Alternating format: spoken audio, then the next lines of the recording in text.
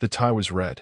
That's the first thing I remember, how the deep crimson silk caught the light from the hallway as it dangled from her neck, loose and suggestive, like a flag on a conquered hill. I wasn't supposed to be home. She knew that. Emily always timed her secrets carefully. But the overtime shift got canceled, forklift issue, second floor, and instead of calling her, I thought, hell, maybe I'll surprise her. Bring dinner. Be the good guy for once. So there I was, standing in the darkened hallway of the home I built with my own hands, listening to my wife laugh with a voice I hadn't heard in months. Lighthearted. Breathless. Young again. It wasn't for me. I didn't walk in like a hurricane. No. I stood still. Silent. The hallway smelled like her body lotion and something sour underneath it. Sweat, maybe. Or cheap cologne. My fingers shook, not from rage, not yet, but from this alien kind of numbness that was crawling up my arms like ice water under the skin. I knew before I saw. Some part of me had always known. The door to our bedroom, the same one where we planned our future, where she cried when we found out her sister was pregnant before us, where we argued over baby names we never used, was half open. And I stood there, in dirty boots and a sweat-stained work shirt, watching the only woman I ever loved arch her back over a man whose face I couldn't see yet. His tie. My gift. Wrapped around her like a collar. It was his laugh I heard next. Low. Confident. Intimate. The kind of laugh a man lets out when he thinks the world belongs to him. She moaned something that made my stomach twist. Called him Daddy. Then giggled. The walls started to close in. I felt like I was floating outside my own body, like I was watching someone else's life fall apart, not mine. I stepped back, and the floor creaked. That was enough. Her head turned slightly, like a deer catching the scent of blood in the air. She didn't scream. She didn't flinch. She smirked. That was the first punch. Not a literal one. I never laid a hand on her, but that look, that arrogant, mocking little smile, it knocked the air clean out of my lungs. That's when it stopped being heartbreak and started becoming something else. I pulled my phone out. She saw it, and her smile faltered for the briefest second. I pressed record. She didn't move. She just slowly climbed off him, letting the tie slip off her neck like it was nothing more than an accessory. He sat up, finally noticing me, a dumb look on his face like he wasn't sure if this was a prank or a home invasion. You're early, she said flatly, like I was the one intruding. You weren't supposed to be home till 10. I looked at her. Really looked at her. Makeup smudged. Lips swollen. Hair wild. And still, she had the nerve to stare me down like I was the one with explaining to do. Change of plans, I said, holding the phone up. Thought I'd bring dinner. Maybe have a nice little family night. She scoffed. Bill, come on. Don't be dramatic. The man behind her was pulling on his pants in a panic. I didn't know she was married, man. I swear. She cut him off. Oh, please, he's not going to do anything. He never does. Then to me, with that coldness I'd never heard from her before, she added, What are you going to do, Bill? Cry? Throw things? You don't have the balls. I didn't say a word. Just hit the little red button and saved the video. Then I typed a group message. Our family group chat. Her parents. My sister. Her 2 brothers. Movie night. 8 p.m. At our place. Bring popcorn. Her face turned white. You're joking, she said. You wouldn't. I smiled. Not a fake one. Not a polite one.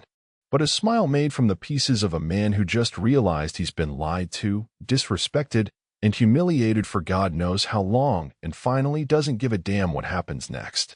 You want to bet? I said. Then I walked to the kitchen, cracked open a beer, and waited. Because tonight, the movie wasn't fiction. It was her. In high definition.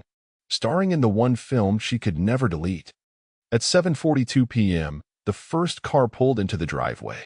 It was her younger brother, Mike the loudmouth who never liked me much.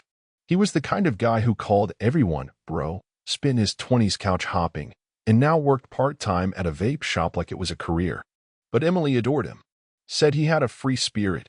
I called it freeloading, but I kept my mouth shut for 10 years because she loved him. He walked through the door like he owned the place, carrying a 6-pack and a plastic tub of microwavable nachos.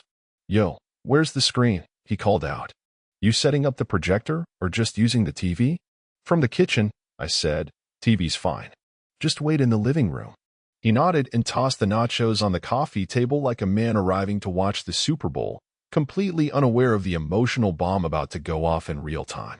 Emily was still upstairs. I heard her pacing. She hadn't spoken to me since I hit send on that message. Every minute ticking by seemed to chip away at her confidence. She hadn't even kicked the guy out yet. He was holed up in our bathroom like a coward, shirtless and red-faced, texting someone furiously. I saw him once when I passed the hallway. He didn't even try to apologize again. Just avoided my eyes. By 7:57, 5 more people had arrived. Her mom, her dad, my sister and her husband, her cousin Ashley. The same Ashley who helped us plan our wedding. The same Ashley who'd once cried to me about how real love is so rare these days. I could barely keep from laughing as I handed out drinks. Water, wine, chips. I played the good host, even wore a smile. But inside, something was vibrating. Tight. Sharp. I wasn't a man anymore. I was a fuse. Burning slow. Precise. Waiting for detonation. "Where's Em?" her mom asked, looking around with that concerned smile moms wear when they know something's off but don't want to say it out loud.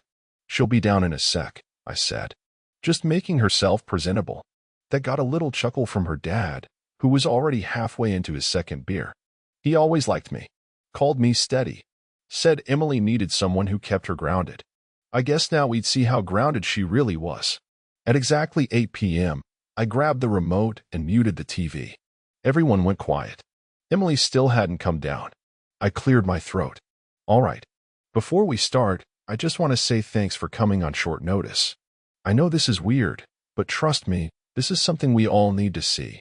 They stared at me, some confused, some amused. Her cousin Ashley looked genuinely intrigued, like this was some sort of viral prank. I opened the video. It was less than a minute long. I hadn't even needed to trim it. Just the right angle. Just the right sounds. Her voice. His laugh. That red tie catching the light like a flare. I pressed play. The silence was immediate. I watched their faces shift one by one. Her dad blinked hard, sat forward. Her mom gasped, hand covering her mouth. Mike leaned forward like he couldn't believe what he was seeing. And then, "Is that?" Ashley started, but stopped. She knew. I let it run 15 more seconds. Then paused. No one spoke. I stood up. Calm. Cold. The fuse inside me had burned down to its final inch. "Emily's upstairs," I said. "With the man in the video. In our bedroom. He's been hiding in the bathroom since I walked in an hour ago." Ashley was the first to speak. "Bill, what the hell is this?" I looked at her. "Truth. That's what this is." And just like that, from the top of the stairs, a voice cut through the room. "Oh, F off asterisk, Bill." She was there. Emily. Dressed in my hoodie, hair up in a bun like nothing happened, like she hadn't just been caught being the filthiest version of herself in front of the people who loved her. "You had no right to show that," she hissed, stomping halfway down the steps. "You're such a goddamn child." Her mother turned to her. "Emily, what was that?" Emily rolled her eyes. Rolled her eyes? "Seriously? You're all going to act like this is some major betrayal? People make mistakes." Mike stood up. "In his bed? With that guy? That's not a mistake, Em. That's planned." She snapped back. "And what about the years he ignored me? The months he came home and didn't touch me? Or how he works his life away and leaves me here bored and alone?" That was when I walked forward. Slowly. Dead calm. "I gave you my life," I said, voice even. "My time. My loyalty. My name. And all you did was spit on it when I wasn't looking." She laughed. Laughed. "You're just pissed you weren't enough. You never were."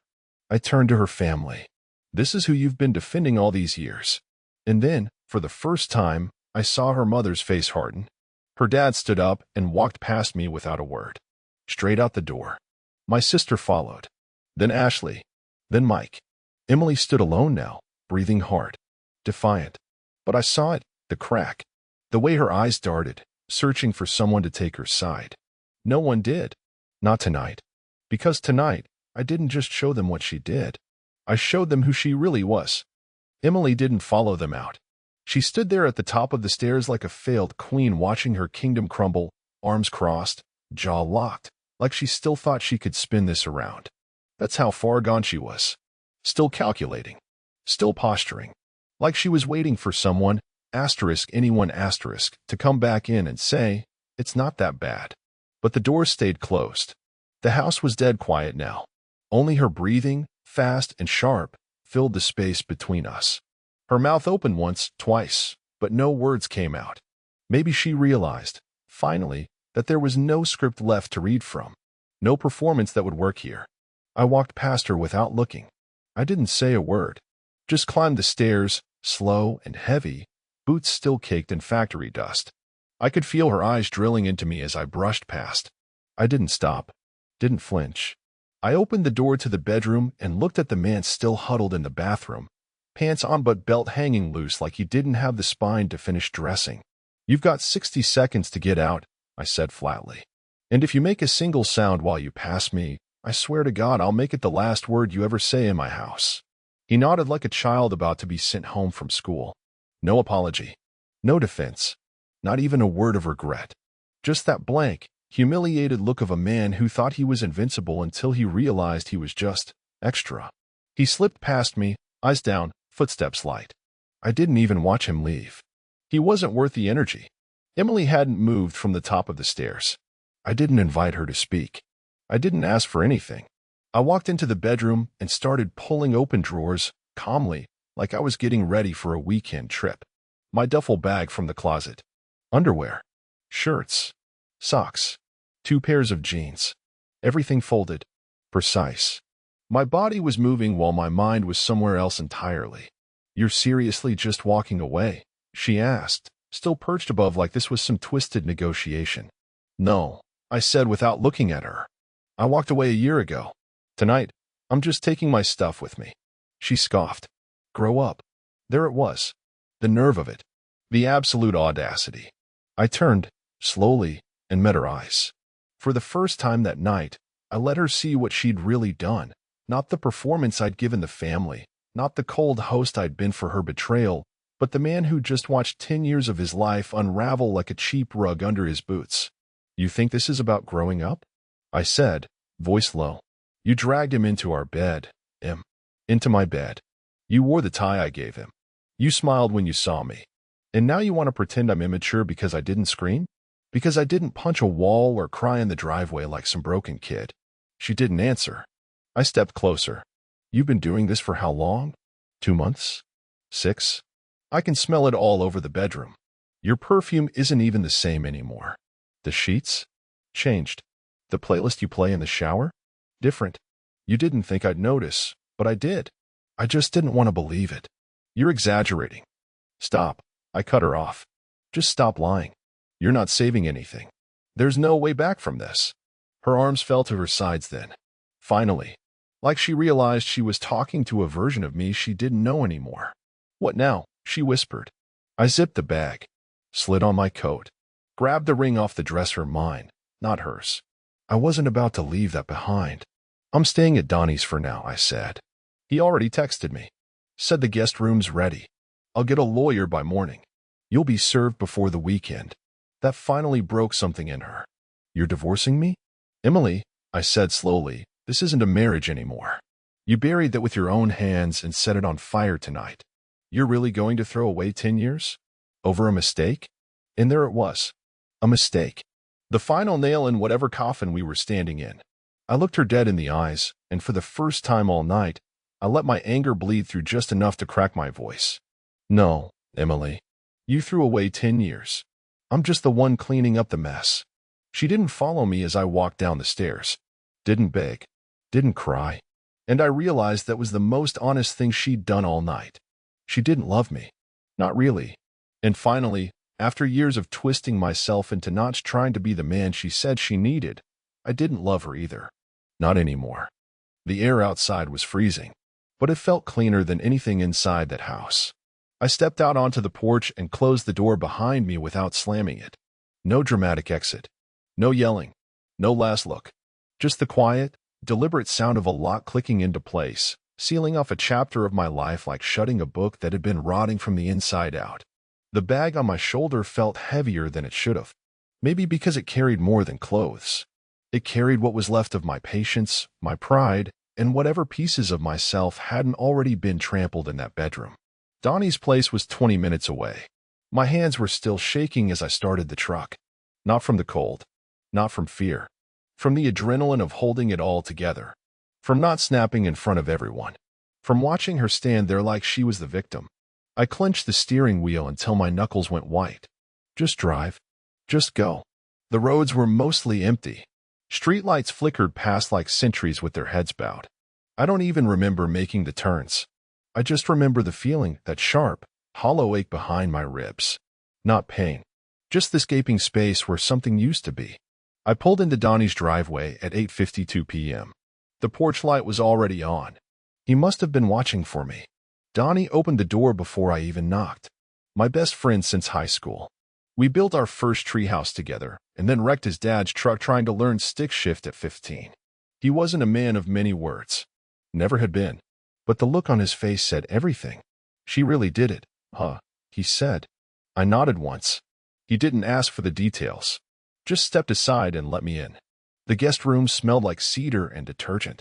There was a folded blanket on the bed, clean towels on the dresser, and a note on the nightstand. Asterisk, use whatever you need. No questions tonight. Just breathe. Asterisk, that was Donnie. The guy who never pushed but always showed up when the world went sideways. I dropped the bag and sat on the edge of the bed like gravity had doubled. My boots were still on. My jacket too. I couldn't move. I just stared at the wall for what felt like hours. All I could see was her face when she realized the family wasn't on her side. That flicker of panic, that twitch in her eye when even her mother backed away. I should have felt vindicated. Should have felt powerful. I'd played my cards with surgical precision. But instead, I felt hollow. Like I'd won a war that wasn't worth fighting in the first place. I leaned forward, elbows on knees, hands gripping the back of my neck. My breathing was shallow, like my body was trying to hold in something loud and ugly. She cheated. She mocked me. And then she looked me in the eye and called it a mistake. The rage didn't come in fire. It came in waves, cold and methodical. I started thinking of all the nights she said she was too tired. Of the weekends she suddenly had plans with the girls. The times I came home to a half-finished glass of wine and a half-hearted smile. I thought I was doing something wrong. I thought I was failing her.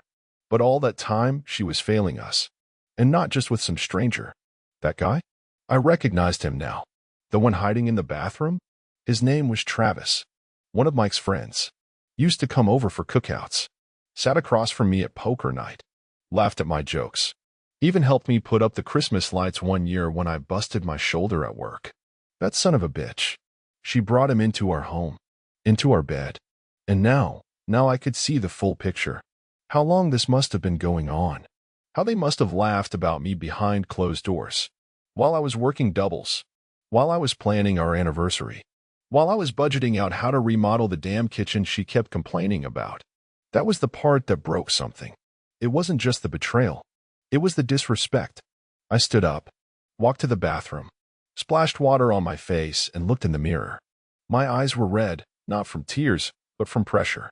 From the weight of everything I'd swallowed down in one night. The anger, the humiliation, the ache of finally seeing the truth. I looked older, not tired, not weak, just weathered, like something inside had cracked, and now the cracks were showing on the outside too. I didn't sleep that night. I lay in bed, staring at the ceiling, replaying every second of that recording. Her voice, her laugh, the way she looked at him, and then the way she looked at me, with nothing. That's when I made the decision. I wasn't just leaving her.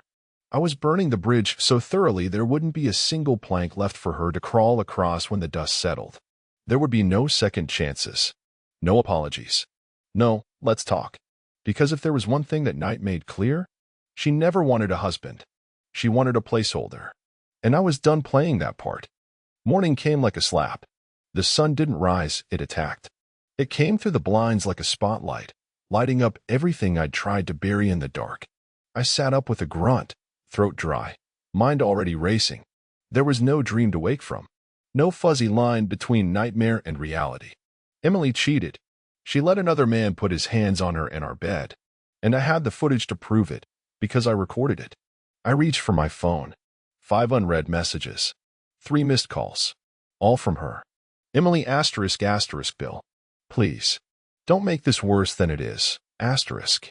Emily asterisk, we need to talk. Emily asterisk asterisk, you're being vindictive. This is beneath you. Asterisk. Missed call 2:14 a.m. Missed call 2:31 a.m. Emily asterisk asterisk, my mom won't even speak to me. You humiliated me in front of everyone. I can't believe you do that. Asterisk. Not a single apology. Not one word about what she did. Only guilt tripping and deflection. That was Emily in a nutshell. Dodge, deny, redirect. She was more concerned about how I exposed her than the fact she got caught screwing someone in our bed. I didn't reply. I just saved the messages. I was already putting a folder together. Screenshots, photos, copies of the video, the group text from last night, everything neatly documented. Not for revenge. For precision. I was going to war. And I wasn't showing up unarmed. By 9:03 a.m., I was in the car heading to a lawyer's office Donnie recommended. Downtown office. Clean. Quiet. They gave me a coffee while I waited. I sat there staring into the foam, replaying every fake smile Emily had ever given me. The lawyer, Mrs. Jameson, was sharp as hell.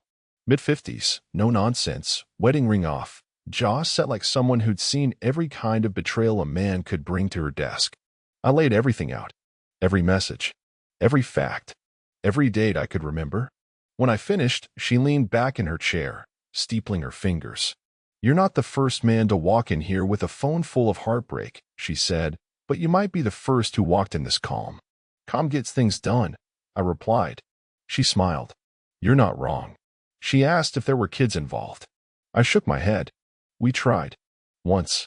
But maybe it's good we never did. That got a silence from her. The kind only someone who understood the weight of it could give. Then we talked numbers. Assets. Division. The house was technically mine. I'd inherited it from my father. She'd been added to the deed, but only a year after the wedding. Jameson nodded. We'll challenge that. And the recording? If they're in your home, uninvited, and you're not in a two-party consent state. I already checked. We're not. She nodded, impressed. Then let's get to work. I walked out of her office at 10:40 a.m. with a file under my arm and something I hadn't felt in months. Control. Not hope. Not yet. But control. Like I had my hands back on the wheel. Like I wasn't stuck in the backseat of a life someone else was wrecking in front of me. I got back in the truck and stared at the steering wheel for a long time. 10 years. 10 years of birthdays and anniversaries and takeout on the couch. 10 years of, I'm just tired tonight, and you're overthinking it. 10 years of being the stable one while she got to drift, complain, and play the victim when things didn't go her way. And last night? That was the climax. But the story? It had been rotting for a long, long time. At noon, I got another text. Emily asterisk asterisk, I talked to a lawyer. He said your little video stunt could count as harassment. Asterisk. Emily asterisk, you made me look like a monster, Bill. I almost laughed. That's what she cared about. Not that she was a monster. Not that she shattered a marriage with her own hands. Just that I showed people the mess. I didn't reply. I just forwarded the text to Jameson.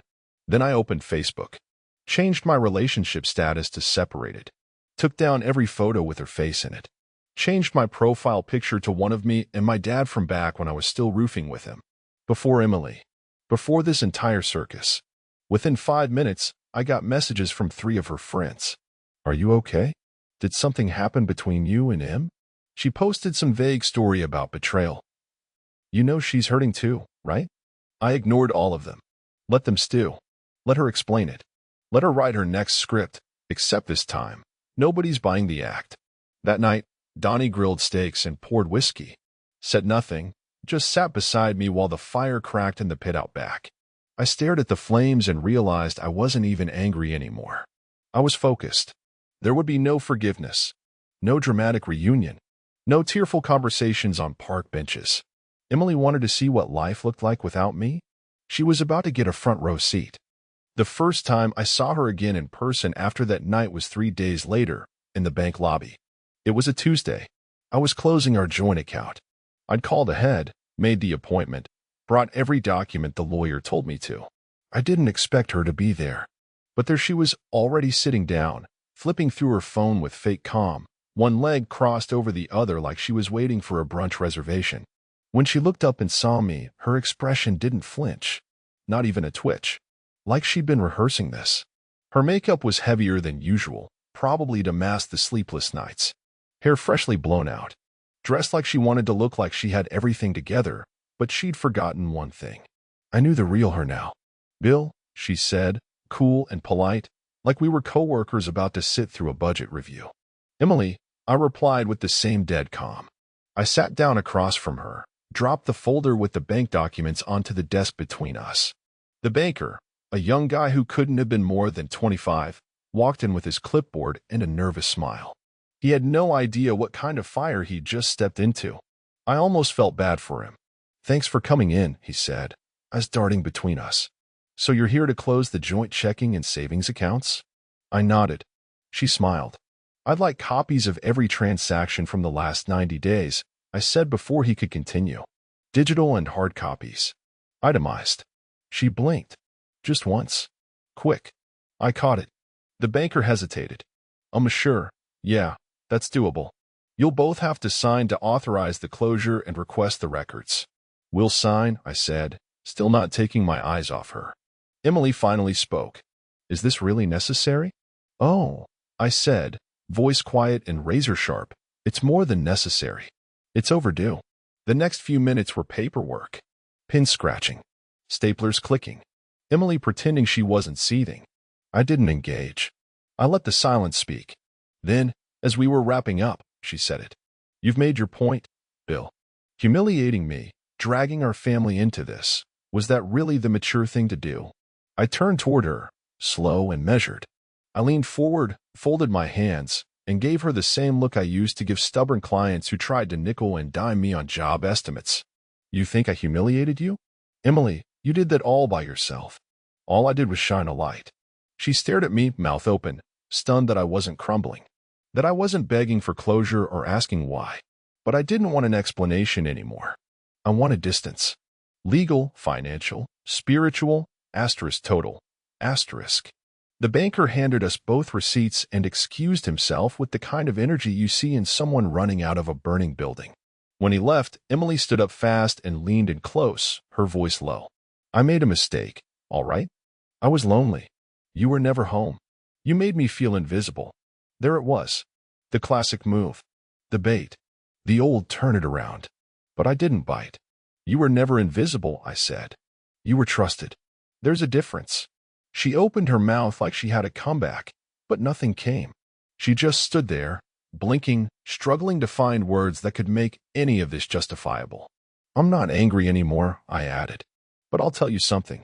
You didn't just lose a husband. You lost the only person in your life who ever gave a damn without conditions." That hit. I saw it. The flicker. The crack in her painted calm. She clutched her purse tighter, blinked twice fast, then turned and walked out. I let her go. When I stepped out of the bank 5 minutes later, the sun was brighter than it had been in days. The weight in my chest wasn't gone, but it had shifted. Less grief, more clarity. I got in the truck and just sat there for a second, breathing. And then I pulled out my phone. I didn't text her. I didn't look at old photos. I opened a new group thread with Donnie, my sister, and my 2 cousins and typed, "Asterisk poker night this Friday. At my place. No wives, asterisk." The responses came in fast. Donnie asterisk hell yes. Cousin Mike asterisk I'm bringing the cigars. My sister asterisk count me in. And I'm bringing whiskey, asterisk. It was the first time I'd smiled all week. Because for the first time in what felt like years, I was choosing me. The poker night came faster than I expected. It wasn't just cards and drinks. It was a statement. A reclamation. I needed the noise of people who actually gave a damn. The laughter that didn't have strings attached. The kind of night where no one was walking on eggshells. Donnie showed up early, as usual, with 3 pizzas and a cooler that probably had more beer than any of us could finish. Mike, my cousin, not her brother, brought those cheap cigars he loved, the ones that smelled like burnt carpet but somehow still felt right in your hand after a long week. I hadn't hosted anything in months. Not since before the lies started showing through Emily's thin smiles and sudden book club nights. The house I was renting from Donnie's uncle wasn't fancy, but it was mine, for now. Clean slate. No shared closet. No framed wedding photos. Just a folding table in the living room, 6 chairs, a deck of cards, and 4 men who knew the whole damn truth. We played for quarters, but the stakes felt higher. I watched their faces, familiar, honest, unfiltered. Nobody asked about Emily. Nobody brought up the video. They didn't have to. It hung in the air like smoke, acknowledged without a word. 3 hands in, Donnie finally leaned back in his chair, beer bottle dangling from one hand, and said, "You look lighter, man." I shrugged. "I guess I am." Mike grinned. "Getting rid of a parasite will do that." The table laughed. I did too. It felt good. Real. The night stretched out, cards slapped down, old stories told, new ones made up just to get a laugh. But around midnight, as the pile of quarters grew and the beers thinned out, the room got quieter. The buzz faded just enough for real talk to sneak in. Donnie looked at me and asked the question I hadn't prepared for. "You ever think she was doing this longer than you realized?" I didn't answer right away, because I had thought about it, more than I wanted to admit. It was in the little things, the subtle shifts that didn't make sense at the time. The way she'd started locking her phone even in the shower. The late-night textings that she said were her sister. The way her eyes would glaze over when I'd talk about work like she wasn't really there anymore. I used to chalk it up to stress, life, marriage fatigue. But now? Now I knew better. I nodded slowly. "Yeah," I said. "I think it started way before Travis." Donnie raised an eyebrow. "You think he was just the latest?" "I think he was just the dumbest," I replied. "The first one who didn't know how to hide it. The others? Probably came and went." Mike muttered, "That woman always did carry herself like she was 5 steps ahead of everyone. Thought she was some kind of goddess." "She was good," I said. "Too good." She lied with her eyes. Smiled while she did it. The words felt ugly coming out of my mouth. Like admitting I'd lived with a ghost and called it my wife. I looked at my hands. Calloused. Rough. Built from years of actual work. I gave her everything. Every dollar. Every ounce of trust. And she spent it like pocket change. I didn't feel like crying. Not anymore. I felt like cleaning house. "I'm not just divorcing her," I said. "I'm scrubbing her out of my life. Every photo. Every memory that doesn't serve me. I'm done giving her rent-free space in my head." Mike grinned. "That's the bill I remember." Donnie raised his bottle. To the clean slate. We clinked bottles. No big speeches. No sentimental crap. Just a quiet promise, sealed in beer and ash, that this was the line in the sand. The game went on till nearly 2 a.m. I won most of it, though nobody kept strict count. They left with shoulder pats and half hugs, promising next time would be at Mike's place. When the door finally closed and the silence returned, I stood in the middle of the room, surrounded by the smell of cigars and cheap beer and the first real freedom I'd felt in years. I looked around. No framed wedding photo. No Emily's shoes by the door. No scent of her perfume clinging to the walls. Just me. My choices. My space. And for the first time in a long, long time, that was enough. It happened the next morning. I was frying eggs in the kitchen, windows cracked open just enough to let the smell of cigarette ash from last night drift out, when my phone buzzed against the counter. Not a message. A calendar notification. Asterisk, anniversary, 8 years. Asterisk. I stared at it. Didn't move. The egg sizzled quietly beside me, grease popping, the smell of breakfast rising, but my hands didn't lift the spatula. 8 years. That number hit like a gut punch. Not because I missed her. Not because I wanted her back. But because I realized, asterisk, I would have remembered this even if she hadn't. Asterisk, that meant something. That meant I'd still been carrying this marriage on my back even when she'd already walked away from it behind closed doors. I turned off the stove. Left the eggs there. Appetite gone. It was supposed to be just another day. Just one more log in the fire I was building to burn her out of my life. But instead, the memories came in fast, uninvited. I remembered our wedding day. Not the vows, not the first kiss, none of that fluff. I remembered her heels sinking into the grass while she laughed, tugging at her dress, and me saying, "Told you flats would have made more sense." She gave me that look back then, playful, real, hers. And I realized, that version of her doesn't exist anymore. Maybe she never did. I sat down at the small table, still holding the phone, notifications still glowing like a cruel joke. Then another buzz. Another message. Emily asterisk. Asterisk, I know what a day is. I wasn't going to say anything, but I feel like I should. Asterisk. I stared at the screen. Emily again. Asterisk, you think you know everything, but you don't. Not really. It wasn't just about Travis. Asterisk. Here it comes, I thought. The spin. And it kept going. Emily, asterisk. Asterisk, there were things I needed from you that you stopped giving. Attention. Passion. You buried yourself in work.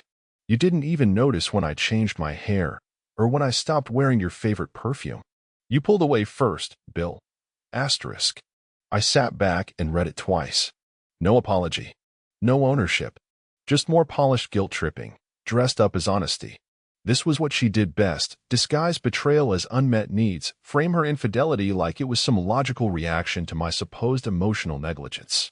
It was pathetic. I opened my notes app, scrolled down to a folder I had titled, For the Lawyer, and started typing. Message from Emily, timestamp. Claims infidelity was response to emotional distance. No denial of affair. No remorse shown. Admitted Travis was not the only issue. I saved it. Screenshotted the thread. Sent it to Jameson with the subject line, more material for the file. She'd know what to do with it. Then I did something I hadn't done in weeks. I left the house. On foot. Didn't grab my keys. Didn't grab my wallet. Just walked. Let my boots find the sidewalks, the cracked pavement, the tired corners of the neighborhood I used to drive through half aware. The wind was cold, but it helped. It cut through the noise in my head like a reset button. I walked past the diner we used to go to on Sundays. The one where she'd always order pancakes and then steal half my bacon. A few blocks past that, I passed the old bookstore, her favorite place in town. She used to joke that if we ever broke up, she'd fight me for custody of that store. She can have it. All of it. Every damn corner of the past where her shadow still lingers, she can keep it. I kept walking until my legs ached. Until the anger settled into resolve again. I didn't cry. Didn't scream. I decided. No more looking back. No more romanticizing a woman who weaponized affection and called it love. When I got home, I opened my laptop and drafted one last email. To Emily. Subject, final notice regarding shared assets. Asterisk Emily. As of today, I consider all shared assets to be formally under legal review. My attorney has the full timeline, including the video, all communications, and your recent admissions. I won't respond to emotional bait, revisionist history, or any further excuses for your behavior. We'll let the process handle it from here. Do not contact me again unless it's through legal counsel. Asterisk. Bill. I read it over once. No emotion. No hesitation. Then I hit send. And for the first time since this whole damn mess began, I felt clean. I got a call from her father 2 nights later. Didn't expect it. Didn't want it. But I answered anyway. The name Russell Graves flashed across my screen, and for a second I froze, thumb hovering over decline. But some voice in my head said, pick up. Face it. See how far the rock goes. Hello. I said flatly. Bill. His voice was quiet. Measured. Do you have a minute? I leaned against the porch rail. The night was cool, dry, not a single breeze. Even the damn wind seemed to be holding its breath. Go ahead. He sighed. That kind of long, disappointed exhale a man only makes when he's about to ask for something he knows he shouldn't. I've been speaking with Emily, he began. She's not doing well. She's staying at her sister's. Says she hasn't been sleeping. She's a mess. I didn't say anything. I'm not calling to defend what she did, he added quickly. There's no excuse. I want to be clear about that up front. But Bill, she's still my daughter. There it was. That old line. That quiet, underlying plea. Please go easy on her. Please don't make this worse than it already is. I waited. Let the silence hang. I was wondering, he continued, if there's any chance, any small chance that the two of you could meet. Just once. Talk. No lawyers. No fighting. Just closure. She says she never got a chance to really explain herself. I laughed. Just once. Dry and humorless. She got plenty of chances. She spent years looking me in the eye and lying through her teeth. Russell was silent on the other end. I pictured him in his office, the one with the leather chair and the framed fishing photos. He used to tell me I was the best thing that ever happened to his daughter. He meant it back then. I think, deep down, he still does. I'm not saying you need to forgive her, he said. God knows I wouldn't if I were you. But Bill, You were married for almost a decade. I've seen men leave with less pain and more grace. Grace, I repeated, my voice tight. Russell, I walked in on her screwing another man with my gift around her neck. I recorded it. I invited you and your whole damn family to watch it. And you know what? Not one of you defended her. Not even you. He was quiet for a long time. She embarrassed all of us, he said finally. But she's still my daughter. And I don't know what happened to her. She wasn't raised this way. No, I said. She chose this. Over and over. And now she's upset that I didn't stay quiet while she rewrote history. Another pause. Then he said, she's saying some things I thought you'd want to know. I braced myself. She's claiming the man you caught her with wasn't the first. That there was someone else. Someone she says she had feelings for. That it started 2 years ago. The breath caught in my throat. 2 years. 2 years? You didn't know? Russell asked, and for the first time, I heard uncertainty in his voice. No, I said quietly. No, I didn't. I gripped the railing tighter. My knuckles ached. She said she ended it before the Travis thing. He added, like that made it better. Said she thought she could fix things with you, but couldn't. I let that sink in. 2 years. While I was working night shifts, saving for vacations, trying to convince myself the emotional distance was just a rough patch. She'd been in love with someone else. Not just a fling. Not just a body. A feeling. Bill, Russell said, I don't know what's true anymore. I'm just passing it along. I appreciate the call, I said, voice hollow. But no, I won't be meeting her. Not now. Not ever. He sighed again. I figured you'd say that. Next time she wants to tell me something, I added, she can tell it to my lawyer. And I hung up. I stood on that porch for a long time. Not angry. Not even shocked. Just empty. She wasn't sorry. Not really. She just hated losing control. Hated being seen for what she was. But now I saw everything. And the image she spent years carefully painting, of the perfect, frustrated wife with the big heart and the unlucky marriage, that picture was burning. And I was the one holding the match. The next day, I drove to the old storage unit I hadn't visited in years. It wasn't planned. I just woke up, got in the truck, and started driving. Like my body knew before my brain did that something had to go. I couldn't carry her ghost around anymore. Not in my head, not in my home, and sure as hell not in cardboard boxes. The place hadn't changed. Same dented keypad. Same dusty parking lot. I punched in the old code. Her birthday, ironically, and the gate groaned open. Unit 215. Far corner, next to the fence line. The roll-up door squealed like it hadn't been opened in a decade. Inside, it smelled like mildew and the past.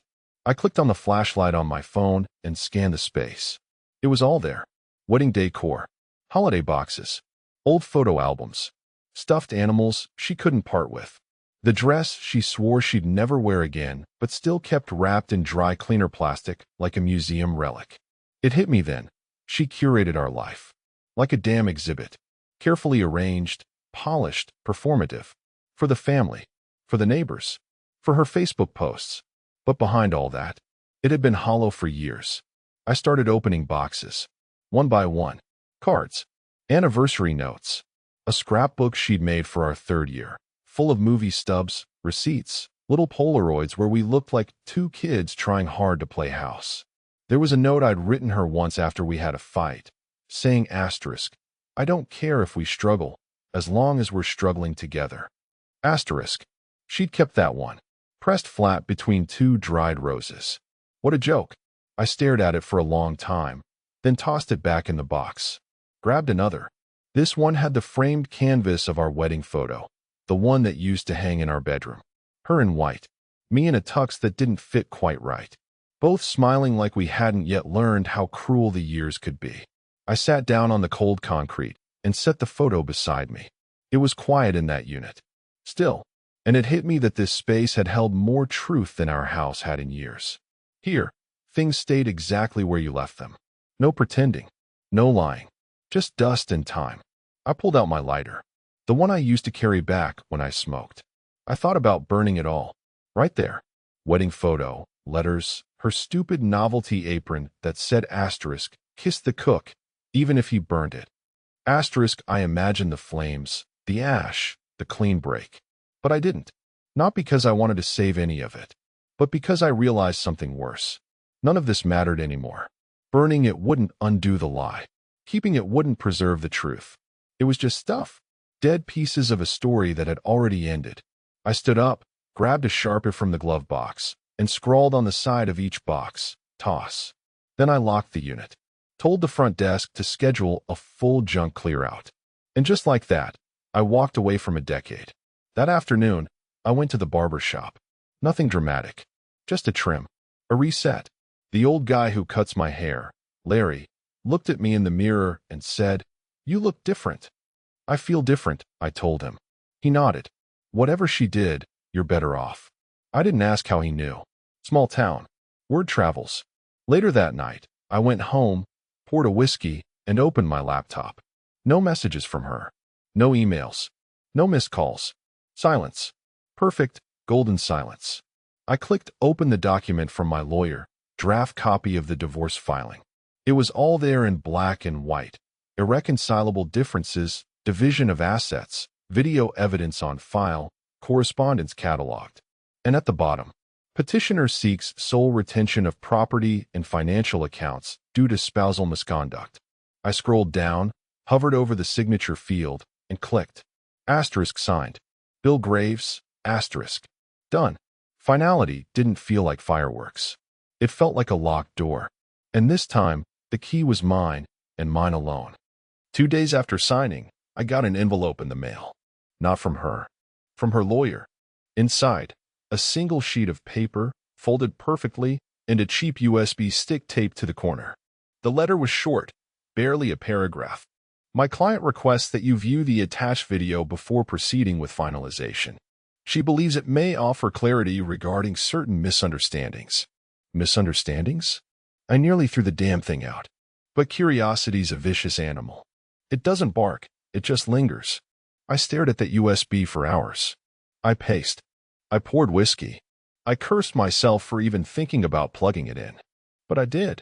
The folder inside had one file, Emily_confession.mp4. No password. No encryption. Just a plain, raw video of her sitting on our old bed, the same bed I walked in on her defiling. She looked tired. Not broken, not ashamed. Just worn down. Hair pulled back. No makeup. Wearing that hoodie I left behind the night I walked out. She didn't start with, "I'm sorry." She didn't even say my name.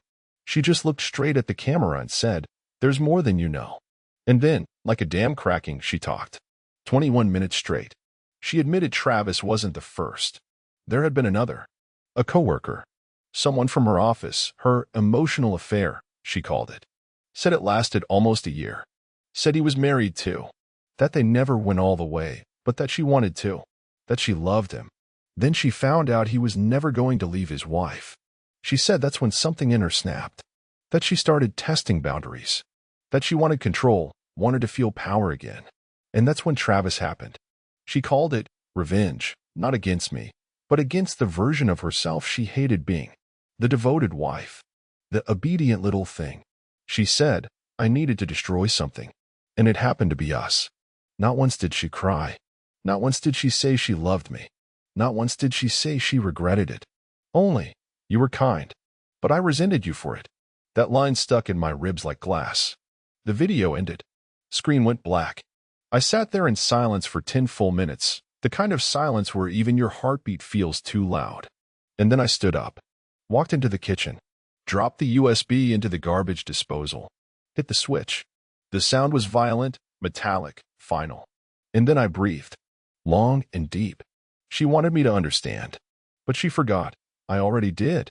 Long before her monologue, long before the video, long before the first lie ever slipped from her lips. She didn't break the marriage because she was lost. She broke it because she could. And now? Now, I'm done listening to her reasons. It was a Friday morning when the divorce was finalized. No courtroom drama. No shouting. No tears. Just 2 lawyers, a signature, and a cold transaction that officially ended what used to be called a marriage. I didn't see her. Didn't want to. Jameson handled everything. Efficient. Ruthless. Worth every penny. I walked out of that office into the crisp morning air, papers in hand, and felt nothing. No fireworks. No breakdown. Just silence. But not the suffocating kind. Not like those nights I used to lie awake next to her, wondering why the hell she stopped laughing at my jokes. No. This silence was clean. Like an open road after a storm. Like finally seeing the sky after crawling through a tunnel. I got into my truck. Drove for hours with no music on, windows down. Just air, motion, and freedom. Somewhere past the state line, I stopped at a roadside diner with burnt coffee and the kind of bacon that comes out too crispy and perfect. The waitress was kind.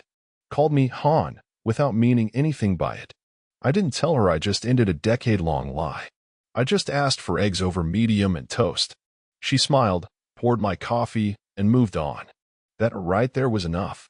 After breakfast, I drove upstate to a lake I used to visit when I was a teenager. A quiet spot. No cell signal. Just trees, water, and the slow, steady rhythm of nothing happening. I sat at the edge of the dock, shoes off, feet dangling. And I started thinking not about her, but about me. About who I'd been before I tried so hard to become someone she'd never even wanted. I thought about the man I used to be. The one who cracked jokes too loud, sang off-key in the shower, and didn't flinch every time his phone buzzed with a "we need to talk" text. I thought about the time I bought her flowers just because I saw a bouquet that looked like her favorite dress. She'd rolled her eyes and said, "You know flowers die, right?" I remember laughing, saying, "Yeah, but that's what makes them worth giving." She never got it. Because people like Emily don't feel things. They use them. That was the last piece I needed to accept. It wasn't that she stopped loving me. It's that she never really knew how. I stayed out there until the sky turned orange. Just watching the water ripple, listening to the wind brush the trees. And somewhere in that quiet, I realized I hadn't checked my phone all day. I didn't care what she was doing. I didn't need to know if she was posting cryptic quotes or trying to rewrite the ending in someone else's inbox. It was over. And better yet, it was done on my terms. I drove back late, took a long shower, poured a drink, and opened a fresh notebook. First page, clean. Untouched. At the top, I wrote 3 words in bold, black ink. No more ghosts. Then I made a list. Things I want to do. Real things. Stupid things. Honest things. Take a road trip with no plan. Cook a damn steak the way I like it. Start running again. Take my nephew fishing. Sleep with the windows open. Laugh without checking who's watching. I'm not rebuilding what she broke. I'm building what she never deserved to touch. So if you're reading this, and you're sitting in the dark, wondering if you should stay quiet, wondering if maybe you were the one who failed her, let me tell you something, man. You didn't. She did. And once you stop bleeding for someone who only ever watched you suffer, you'll finally understand what freedom feels like. It's not loud. It's not dramatic. It's peaceful. It's a Friday morning. A pen. A list. And a man finally living for himself.